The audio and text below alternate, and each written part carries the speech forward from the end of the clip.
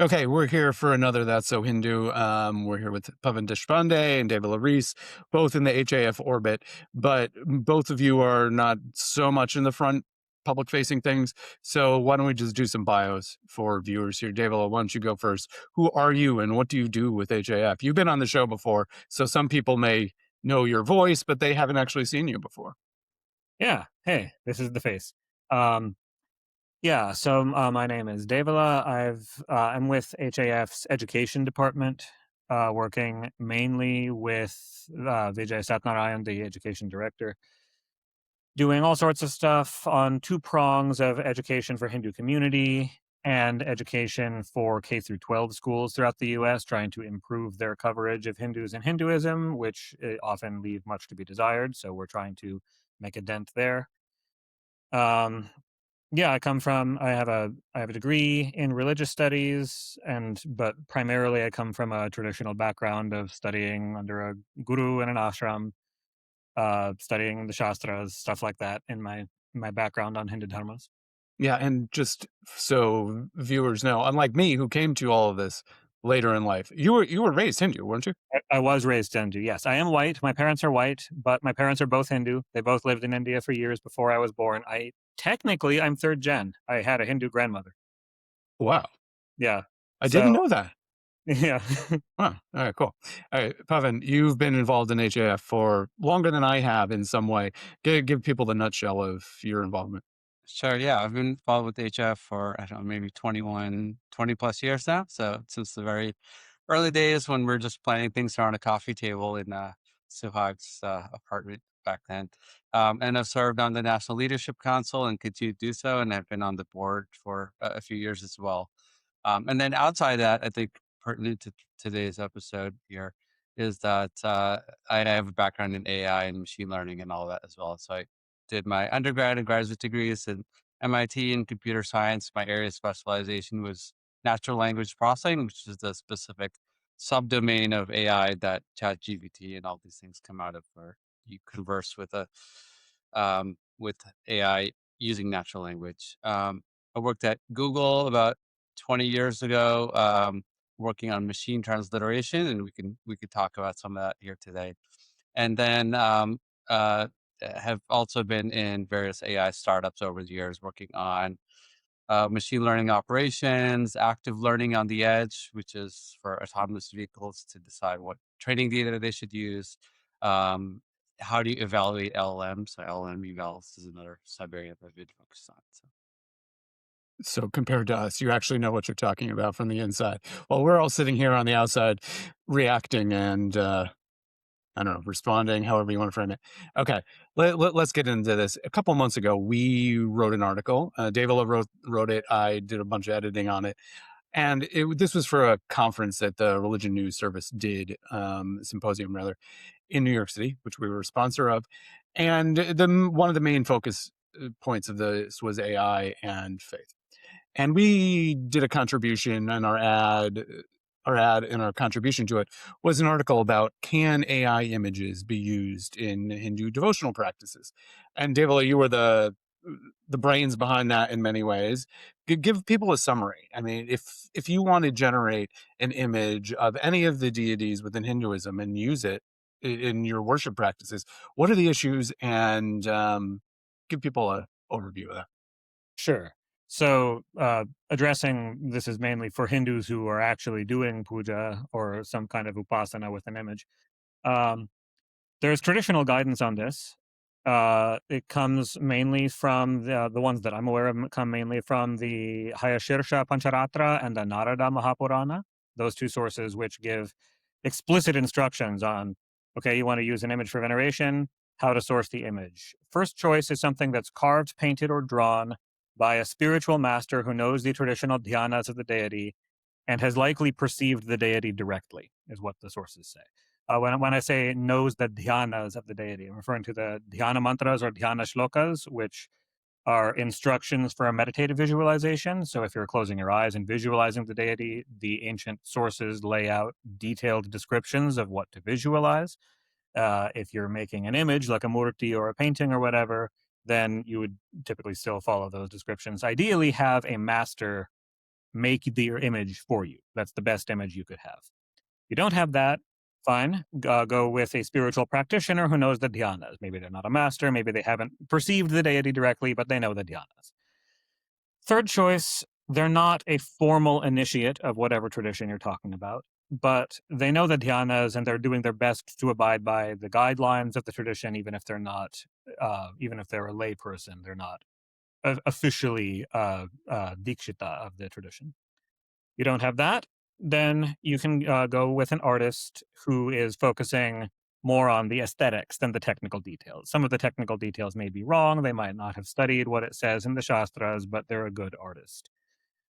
Don't even have that. You can use a reproduction of one of the above. In modern context, this would be like a photocopy, pulling up an image on your computer screen. You don't have the original work by the artist, which is considered preferable if you can get it, but you're copying it. Don't have any of those, you get to what the sources give as a last resort source for image, which is by any means.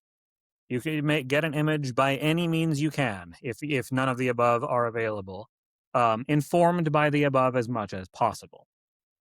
So this is clearly AI images would fit here. It is by any means. It would be considered a last resort. In the vast majority of cases, what I would say to Hindus is, I'm pretty sure you can do better than an AI image in the vast majority of cases. The exception that comes to my mind would be if you are doing the veneration of a particularly obscure deity, which sometimes Hindus do that. If we're talking about Ganesh, Vishnu, Krishna, Shiva, you don't need an AI image. There's tons of you. At the very least, you can get a reproduction of an image done by a master in 1 minute on Google. Just as quickly as you can get an AI image, you can get a preferred image. So I would generally be advising people not to go to AI for those, because a preferred option is probably actually faster to acquire, at least just as fast. If you have AI, then you have Google image search and you can get stuff made by actual human experts in the traditions there. If despite this advice, you do use an AI image, I don't think that means that your veneration is spiritually invalid. Yeah, you can make the connection. Intention will go a long way. But traditionally, it does matter if the image is incorrect according to the traditional guidelines given in the dhyana shlokas. The purity of devotion, purity of intention matters, but the technical details traditionally also do matter. And quite apart from whether we're talking about spiritual efficacy, there's also issues of using AI images for this propagates errors and makes them more common. Some of these are problematic to the point of sociocultural bigotries like colorism. It'll make dark-skinned figures lighter skinned because of a popular preference for that in Indian culture and broadly across cultures in much of the world. It will tend to apply modern standards of beauty and attractiveness where they traditionally wouldn't apply or would apply differently. It will tend to westernize the art style and sort of drown out a lot of traditional Indian art forms or Indonesian art forms or whatever Hindu tradition you might be coming from. So I think there's a lot of artistic problems with AI generated imagery over and above the spiritual guidelines. However, when you're talking about obscure deities like your family's Kula Devata, who hardly anybody else has ever made an image of, I can name many deities who you probably can't find a single image of on Google image search. They're not the ones that Hindus will be commonly venerating, but you as a Hindu might be. You want an image, you can't find one. Sure, I don't think it's crazy to make one that's AI generated, but be careful about it. Find the traditional description, dhyana shlokas if possible, traditional description by a guru or by family elders if this is a family deity. And I would say with current tech, now this might become the length of time it takes to generate this might become dated as the AI image generation evolves. But currently, expect to take hours to generate this AI image. I've tried this multiple times. You're probably going to run a prompt dozens of times in order to get a clean, perfectly accurate image. I've spent days doing this, making more than one image across days, but hours per image. Tweaking, like, no, this isn't like the clothing here is a Mughal fashion style. It's not an ancient Indian fashion style. Good luck trying to get it to have women not wearing blouses without tripping their sexualization of religious figures safeguards. There's all sorts of issues like that. Not that they should be topless, but that they should be wearing like a non-stitched wrap if you want it to look like ancient Indian historically accurate clothing. But even if you don't care about nitpicking details like that, just correct number of eyes, correct number of arms, correct number of limbs. AI gets pretty confused when you have a non-standard number of limbs. Um, Correct skin color, stuff like that. You can do it, but take the time and tweak the prompts to get an accurate image. And then if you do that, and that's the only image you can get of a deity, then I think that's totally valid. So that would be my general guidelines. Thank you for that. I recognize we threw people into the deep end here because I think this issue brings forward many of the issues with AI, and which is why I want Pawan here. So let's take a step back and have perhaps answer for people. What is AI? What are we talking about here, and how does this all happen on the back end? Yeah. So I think AI is a moving definition.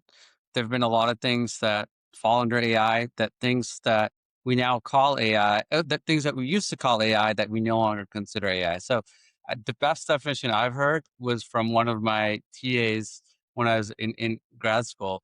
He said AI are algorithms that we don't quite understand yet.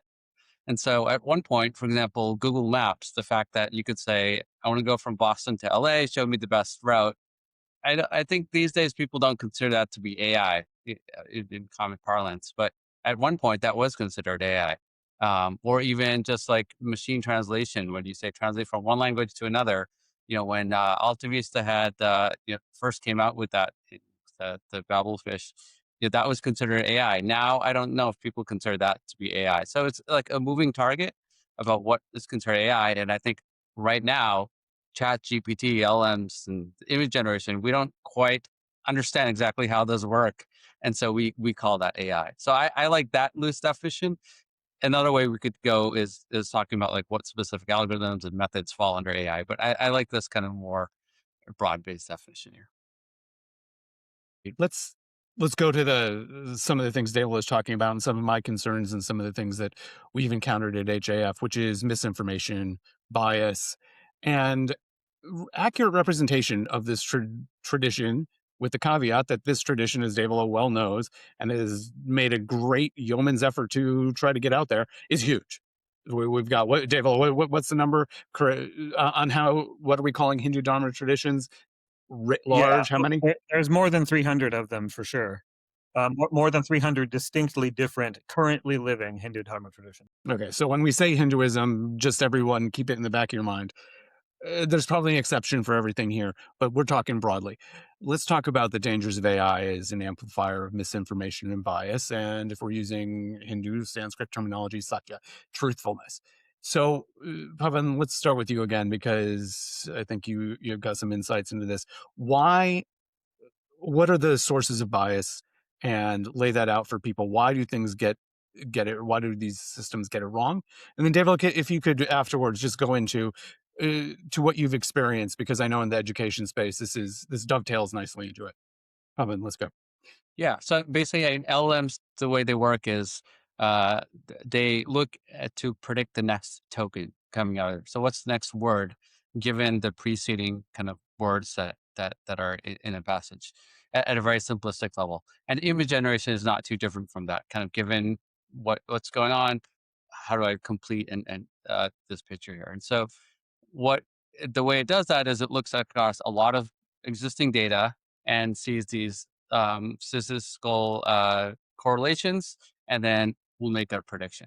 And so the big danger with AI is the data you're feeding in and training on. If that has inherent biases, those will then show up in when you're producing and generating content coming out of there. So I think as it pertains to Hinduism, some of the issues we talked about here are, for example, colorism of Hinduism deities. So about 20 years ago, I wrote a paper when I was in grad school about colorism and traced how that colorism got introduced, over the years. And if you look at Draupadi or Satyavati or Krishna or so many characters, they've all become very light skinned in modern depictions. And this is pre AI. This has nothing to do with AI, but that data is the data that gets fed into these AI models, and then that's when the AI slot starts generating that type of those depictions as well. And then the real danger is that further future AI models are training off of that regurgitated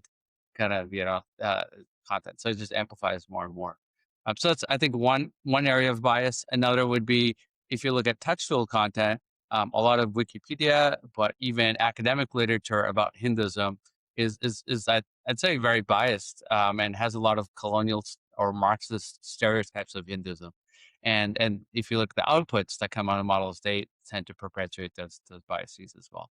And then one of the biggest areas, I don't think this is intentional, but Meta, so Facebook, Meta, their models, at least earlier, they were training a lot of their machine translation models. So these are going from one language to another, using Bible corpora.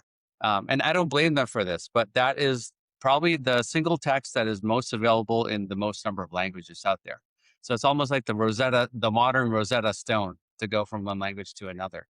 But with that, you get certain biases about how words are translated and interpreted as well. So I think, yes, there's a number of issues that arise from this. Yeah. David, let's go into some of those sourcing issues. Or actually, before we do that, Pawan, do you know off the top of your head? I should, but what Wikipedia and Reddit I know has been relayed to me are two of the main sources that a lot of these LLMs are drawing from. Do you know the stat on that? Like, what's Um, the percentage? Yeah, I don't know. I know it's a big percentage. So there's the common crawl, which is like a corpus of just crawling the whole web that a lot of LMs rely off of. So the common crawl at large, but then there's especially heavy weightage given to Wikipedia and Reddit. But I don't know the Okay. actual data It, numbers. Yeah. it's when I heard it, I was just shocked because we can get into this table with Devala here, but the errors in Wikipedia Right. are are significant. I mean, one looks at a HAF's Wikipedia page, and it's laughable in some places. But Devala, let's go into this from the educational perspective, broadly educational, not necessarily the details of K to 12 or anything. What are you seeing, and what are the issues here? Well, yeah. So educationally speaking, yeah, there's both the internet and most. I'm going to say most, a sizable majority of published textbooks on Hinduism or any related issues to Hinduism are rife with misinformation. I think a lot of Hindus understand how bad it is. I think a lot of non-Hindus would struggle to understand how bad it is, and an accurate description would sound to them like surely an exaggeration because it's so much worse than people would think. I've picked up textbooks that were being used in a classroom that I was substitute teaching in, read the 2 pages that it contained on Hinduism, and there were cases where literally, I am not exaggerating, literally every sentence was objectively incorrect. Literally every sentence had something wrong with it. So give people. I mean, are we talking things that somebody like you that is the living encyclopedia of Hinduism is how I described you this morning, um, it, would find objectionable? Like we're talking small things or major. Some were major, but I found at least something was demonstrably false, demonstrably factually wrong in every single sentence. Now, most textbooks, I don't think it would be true to the extent of every sentence. I've seen some that are, but I've rarely seen a textbook where I wouldn't have some major issues. And some of the major issues are pretty major, like it's the norm to conflate Hinduism with a caste system that's oppressive, to teach that this is a fundamental doctrine of Hindus, completely erasing the fact that both historically there were many Hindu traditions which never did any such thing and may even have been vociferously objecting to it hundreds of years ago, thousands of years ago. And in modern times, caste is not at all a part of the lived experience of quite a large number of Hindus, particularly in America, and yet the way they're represented in the sources that AI draws on, uh, caste is front and center, as if you'd see that what caste you are completely determines a huge amount about every Hindu's life, and that it wouldn't even be a coherent idea to be Hindu without caste being central to your life. Now, most Hindus can hear that and be like, "That's ridiculous. That bears no resemblance to my life." But that's very much the picture that AI is drawing from its sources.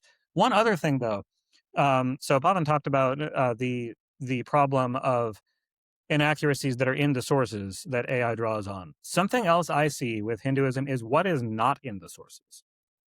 There is a surprising amount, and the consequences of that one fed into AI. There is a surprising amount of really important information about Hindus and numerous Hindu communities. In fact, the majority of Hindu communities. You can find almost no evidence of their existence on the internet at all, at least in English. Vast traditions of millions of people in India living and practicing. If you Google them, you cannot find anything about them. You could not prove that they exist based on anything in the English language on the internet or in almost any publications in the literature. Yet you can go and meet them. They're a large part of the community. Not the Okay, most. sorry to interrupt you. Let's drill down on that. It gives people exactly what you're talking about. Yeah, so there's regional, tribal, ancestral, spiritual traditions with many thousands to millions of followers, with huge, beautiful diversity of Hindu spiritual traditions. I've gone and met these people. Many of them, if you Google their spiritual tradition, the deities that they venerate, you couldn't find the existence of that deity on the internet anywhere. You couldn't find one image of them. You couldn't find their name mentioned. There's no Wikipedia article on them.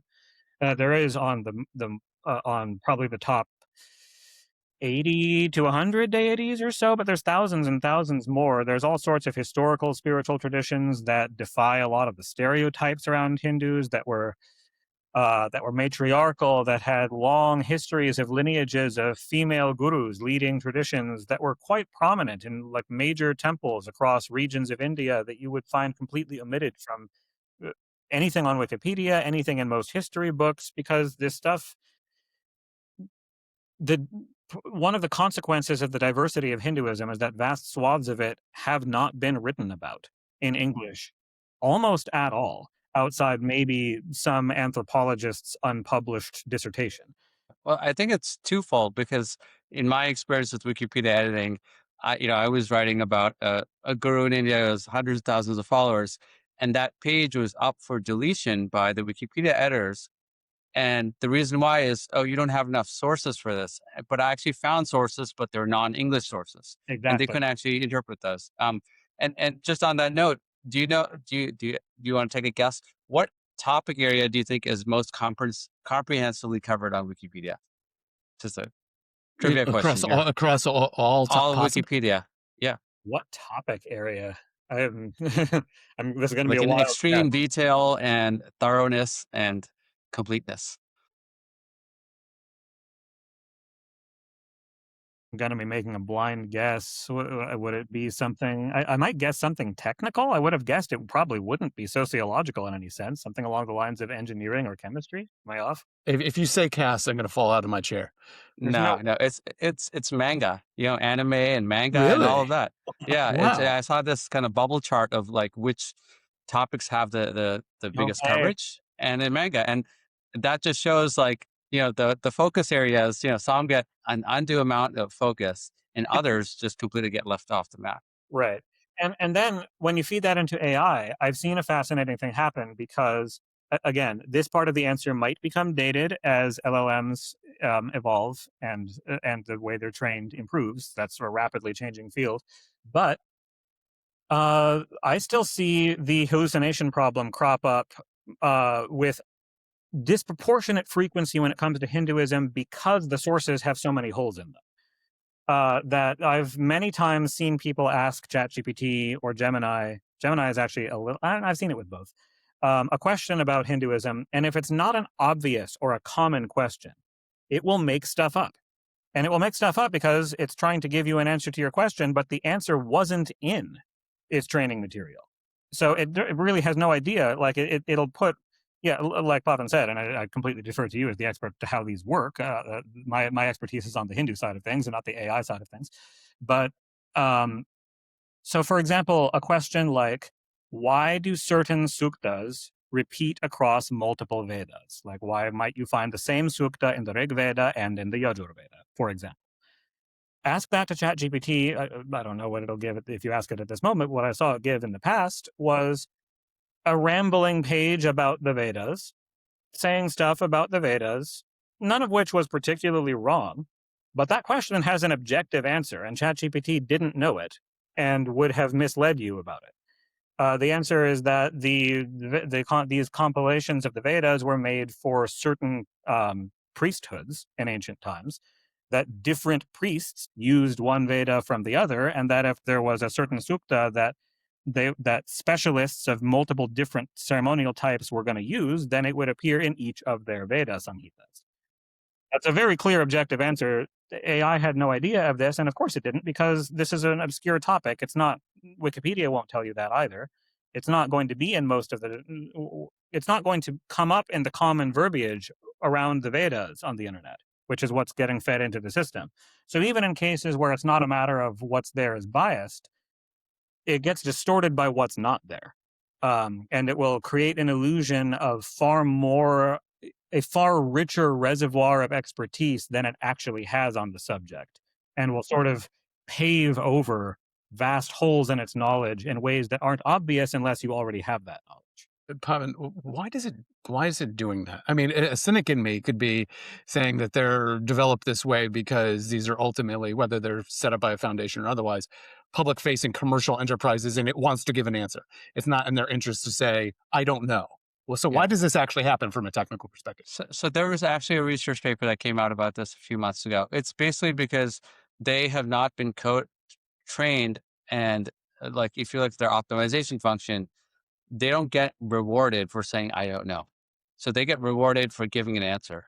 And so that's why you see hallucination. So even if I'm going to hallucinate and make up something completely, it's better than like not giving an answer at all and saying I don't know. So I think hopefully we'll see that the next generation of models start to have more optimization function that says it's like, okay, it's almost like taking the SATs and you get penalized for the wrong answer, but if you guess, sometimes if you leave it blank, it's sometimes actually better for you.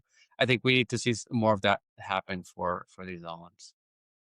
Let's stay on the misinformation before we move on to more, Yeah, in some ways, more interesting topics about consciousness and AI. Pavan, I know you wanted, we collaborated on a yeah. document. Just Sure, but what before we get off of Wikipedia, I think yeah. Wikipedia, there's the coverage issue about not having comprehensive coverage, but there's also a bias issue about how different religions are treated. I think this comes from some of the political biases. One of my favorite examples is if you look at the page for Jai Sri Ram, a lot of Hindus say there is like 20 or 30 incidents where that phrase has been used in the context of violence. And they're very explicitly like kind of mentioned and detailed and so forth. If you go to Takbir, which is the Allahu Akbar, what Muslims say, which is also a spiritual phrase, but also has a history of being used in the context of violent incidents.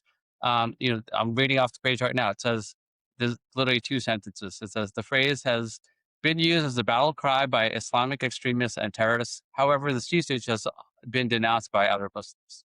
So that's all it says. Yeah. Can you bring up Jai Sri Ram just so we have a comparison? Take 2 seconds. We'll spend like 10 minutes just reading through all the incidents here. Well, okay, fine. We could do an entire show on the biases of Wikipedia and Hinduism, and we will actually in this couple months probably, because this is something that HF is concerned about and working on behind the scenes right now. Whether we accomplish anything, I don't know. It's a huge uphill battle. The reason I bring this up is if this is what AI is being trained on, and especially as the most definitive source, I haven't tried this myself, but if you were to ask, what are common phrases used in incidents where there's religious violence? it would probably rank Jai Shriram more highly, and Yeah. as a more primary example. So, um, and it's just based off the Wikipedia corpus largely. Yeah.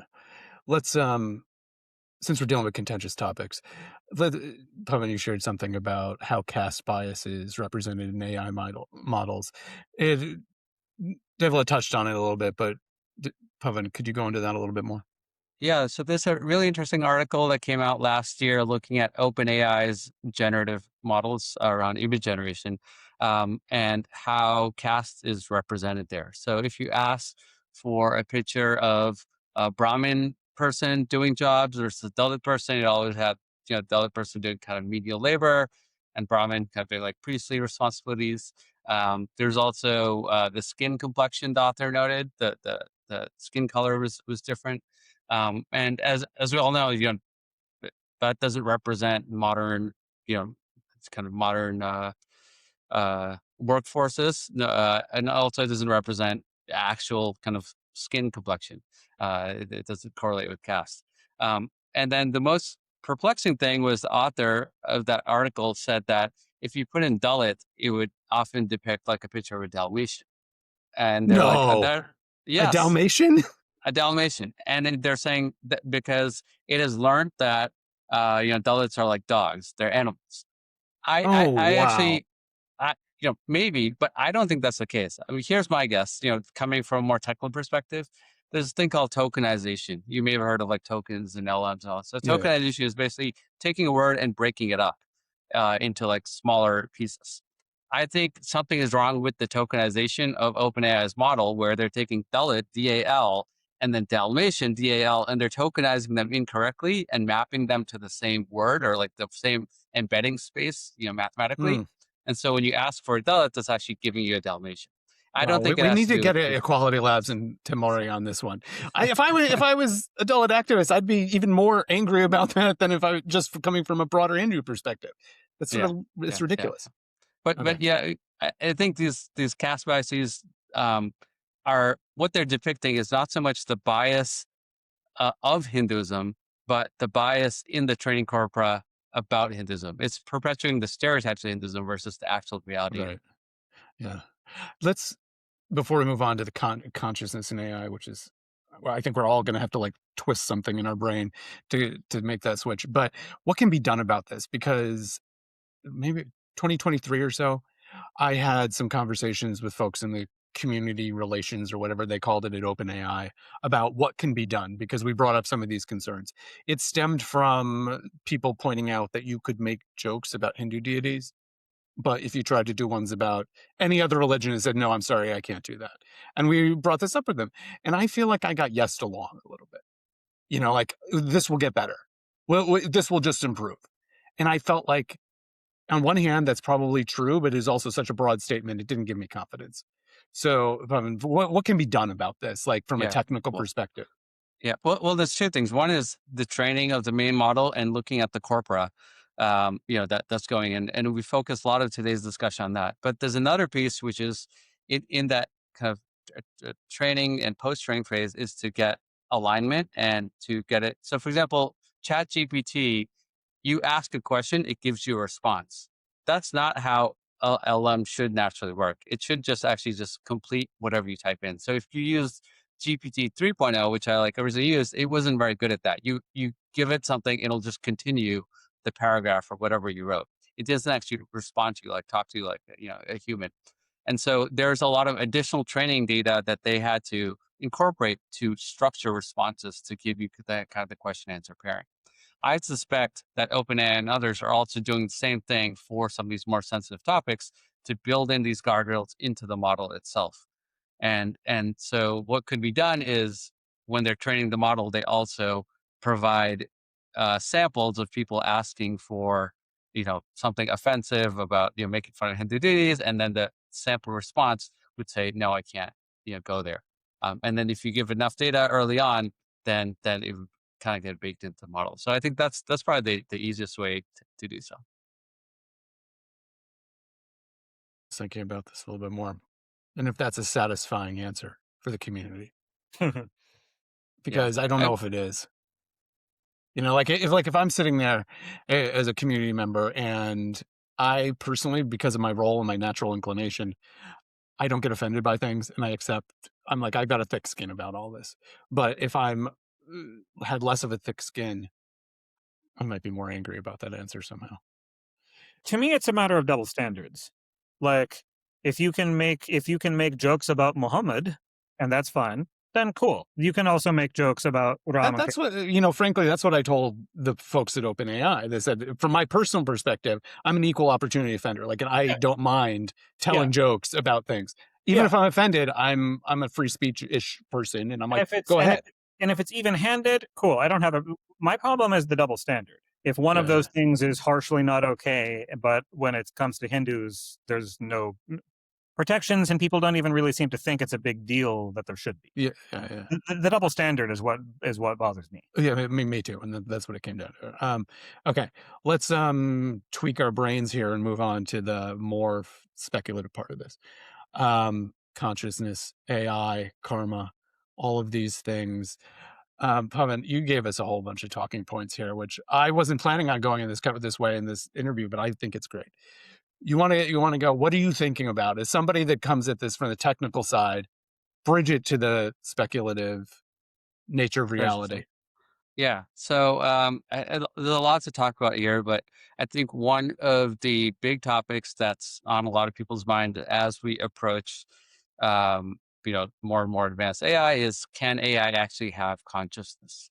And so I kind of looked at this through the lens of Vedanta, where there's multiple layers. So you have on the outside layer your body and your senses, and then you have your mind, then your intellect, then your ego or ahankar, then your kind of individual consciousness, and then this universal consciousness. So if you look at it through these different layers, I then have been thinking about, okay, which of these layers can AI actually have, and which of them can they not?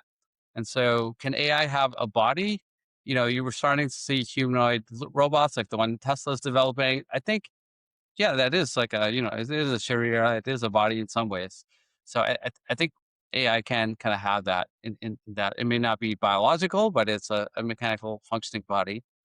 Does it have a mind that can connect then those senses and then bring that in, or also kind of convey things to the body to perform different actions? So that's like the definition of mind. Yeah, it can.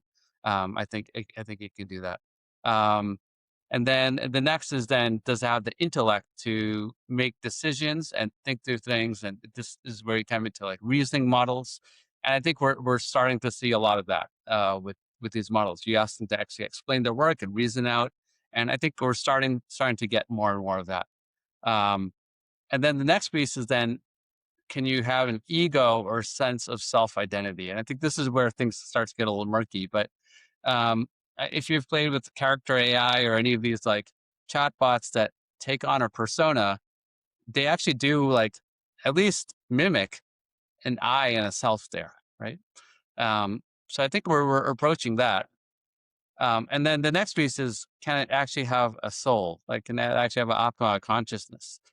And I think if you look at it from a Hindu philosophical lens, the soul is an inherent property of a being. It's not an emergent property. Whereas if you look at all the things I've talked to previously from an AI perspective, they're emergent. If you just throw enough compute against it and you train things properly, you can have an intellect, for example, and you can even have an ego. But the soul is not something I think you can train your way to. Um, and then coming with that is, from a Hindu perspective, the soul has karma that carries with it. There's a lot of other things that just aren't represented and can't be represented in these models. So that's my latest thinking. But I don't know if we have synthetic biology and man-made organisms and stuff like that, and that could go out the window. Let's go down the ego for a second, because that connects to, or potentially someone could think could connect to the hallucinations and not wanting to say no. But what you were saying for before, that is a function of the technical side of it, and people shouldn't mistake those two, though. In the sense of there's no ego caught up in an LLM as there might be with a human, a professor, a student saying, "I don't know." There's no actual ego. There's no desire in that. Is there?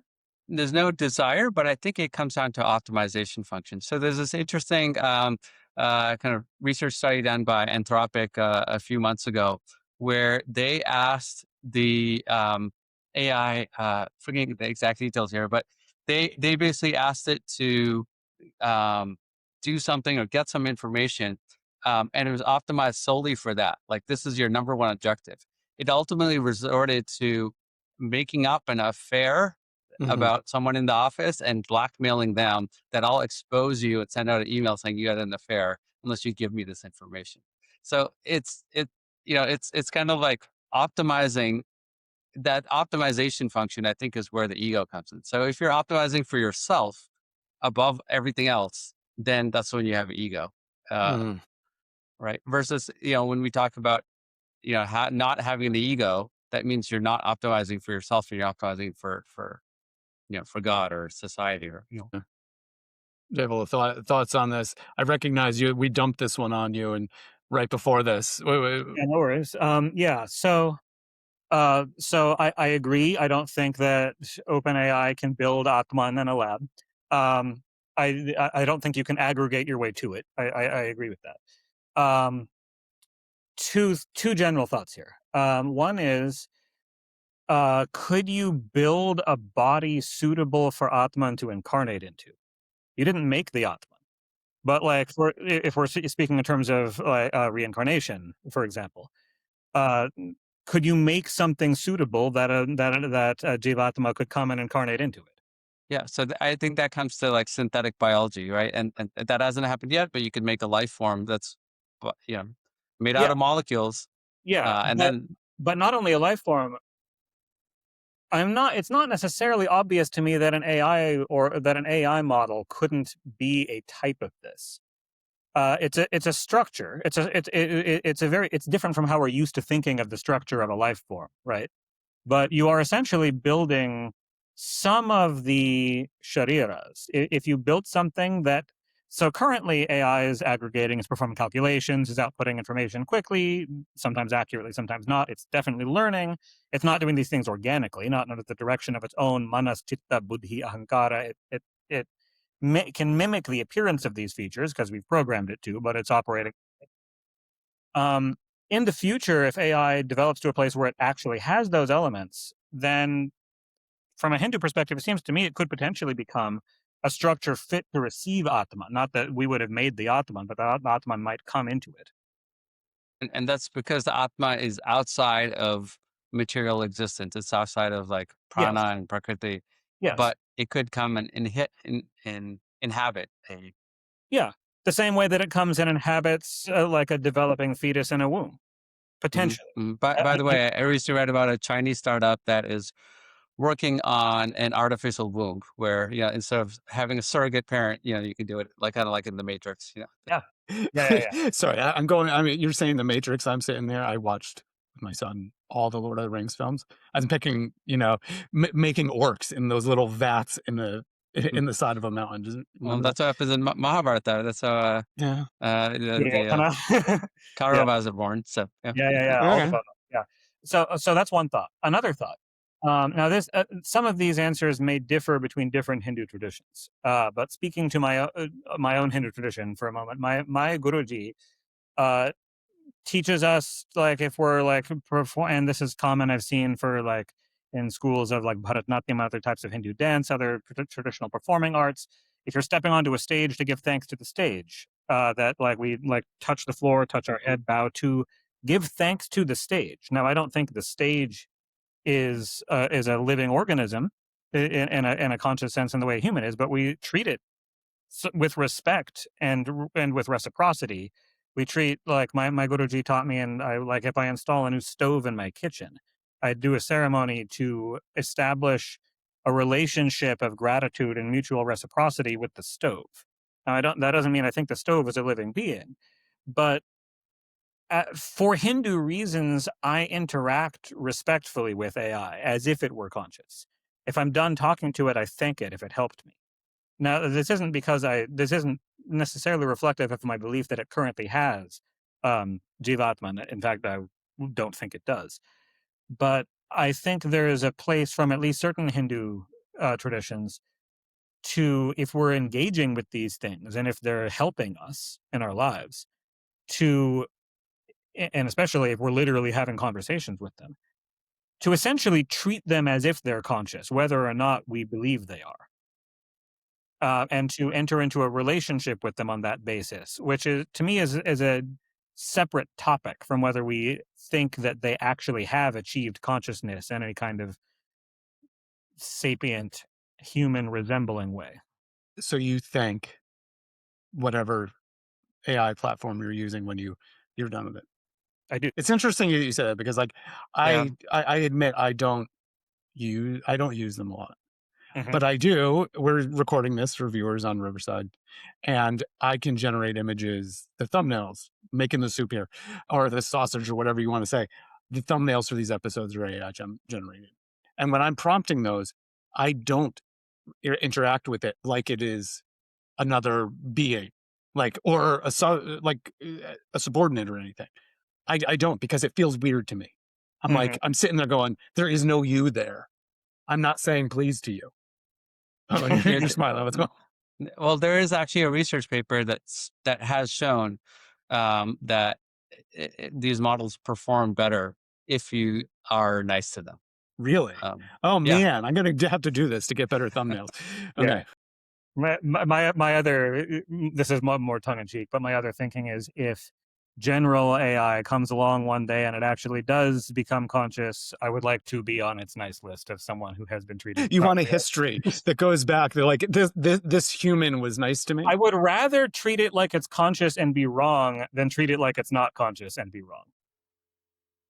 That's like an argument against atheism right there.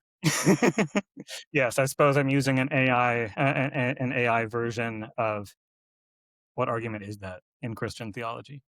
I'm blanking on the name of the argument. Okay. Yes. But Somebody can put that in the comments. Okay. Anything else on this? I mean, I feel like we could go on this, but I also feel like we're all back in college sitting up late at night yeah. Well, speculating. I think just one other thing that I think about is explainability is a big topic in AI. So when like LLM gives you an output or generates an image or whatnot, how do you go back through and say why did it we were talking about why is it showing a picture of Dalmatians when you ask for pictures of Dalits, right? And so that explainability is an important piece of AI for safeguarding, for Hmm. many reasons, for even just advancing of science. And right now, we really don't understand a lot of things. There Yeah. have been some studies that have introspected a little bit, but it's just really hard to do because of how complex these models are. And so they're just really a black box. And when it comes to Hinduism, the way I map that to is kind of like karma. So if you think about, Buddha, he said it's not a useful question to ask, why did this karmic effect happen? Like, what was the cause of this? There was a connection. There's a connection between kind of like the input of karma and the output of that, but it's not a useful question to think about. The useful question is like, how do I seed my karma going forward? And I think of, I draw a strong analogy between that and how we think of inputs and outputs in AI models. We get this output here, and um, right now, that explainability is a big gap, and it is important to solve if it's possible. But it may be like karma, like we may not be able to actually comprehend and understand all of the complexity there, I mean, and we just have to I be suppose okay with that. that's true, like on a big level. But like going back to my interaction with it and generating images for these thumbnails and stuff, and I joke about this when one staff member, Samir, who doesn't actually, he will do a video episode on this, but it makes him African American all the time. Like three quarters of the images, they transform this guy who I have very close hair, but he actually shaves his head. And it makes him into this African American guy every time. I have to it goes through forever. And eventually I just give up, and I pick one that's close enough.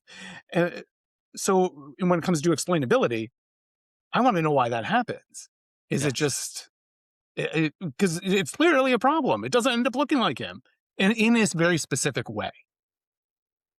Yeah, yeah. So It is useful to answer that, but there may be a point where these models just get so complex that we'll never be able to really understand it. We just have yeah, to yeah. accept that. Okay. It's going to turn, except that it turns Indian men of Punjabi heritage into African Americans. I don't know. Okay.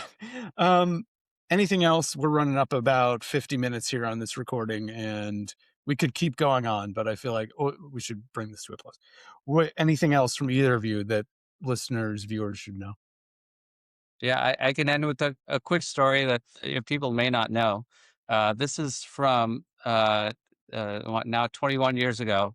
So I was at Google, and I worked on machine transliteration. So not translation. Translation is taking like a word and then giving its meaning in a different language. Transliteration is where you take the same word but you write it in a different script. So for example, my name Pawan has already been transliterated from Sanskrit to Roman characters.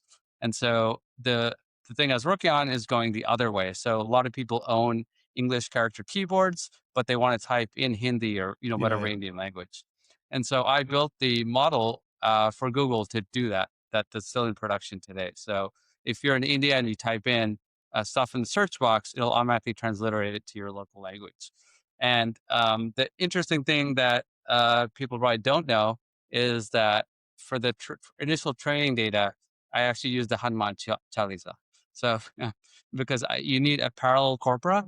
Parallel corpora means you have the same text in different scripts. And so Hanuman Chalisa is something that I knew by heart, and I could also find the same thing in various different Indian languages. And so it was actually that model was actually seeded on the Hanuman Chalisa. And then from there, I wrote an extended crawler to go crawl all the Bollywood song lyrics in the world, because Wow. that's another large parallel corpora, and that's how we like initially seeded that model. So just a Hindu connection to some of the Yeah, AI yeah, models. yeah. Dave, what would you like to end with? Can you one up Pavan on Hanuman Chalisa and Ah, transliteration? that's a good one. Yeah, I guess I'll end on perhaps something more a more pragmatic thought of AI is super useful. I use it a lot. I think that for people who are pushing back against using it, I think it's a lost cause. I think that where we need to put our thoughts is how can we make use of this in speaking in a Hindu context, in a way that serves Hindu dharmas, that helps us spread information. We're talking about the dangers of this, but I think that there's a giant opportunity here for it to be an enormous benefit to Hindus and to Hinduism. This is I think the bigger opportunity than humanity has ever had to make available accurate information on Hindu dharmas and on Hindu people to everybody else in the world. I think we have to just be careful about going about it in a way that it spreads the information accurately and doesn't dig deeper and deeper ruts of codifying inaccuracies. Okay, we're go. Yeah, Hindus are the largest user base on ChatGPT. I think 45% of users on ChatGPT are from India. Presumably, a lot of them are Hindu. So it does Yeah. make us, the largest consumers of Hmm. this sort of technology. Okay, I think that gives it. I think OpenAI needs to think about that one because we need to get a lot of things right here. There's so many more topics we could go into in here. We didn't even touch upon who controls these things, energy usage, water usage, all these, which are significant topics in this area, but we'll have to leave that for another day or perhaps another show. I don't know. I'd have to think about how to bring that into that so Hindu. But thank you both for joining us. And maybe we'll do another one if people like this. If you like this, you want to hear more about AI, Hinduism, and all related topics, leave a comment down below. Thanks, guys. See you.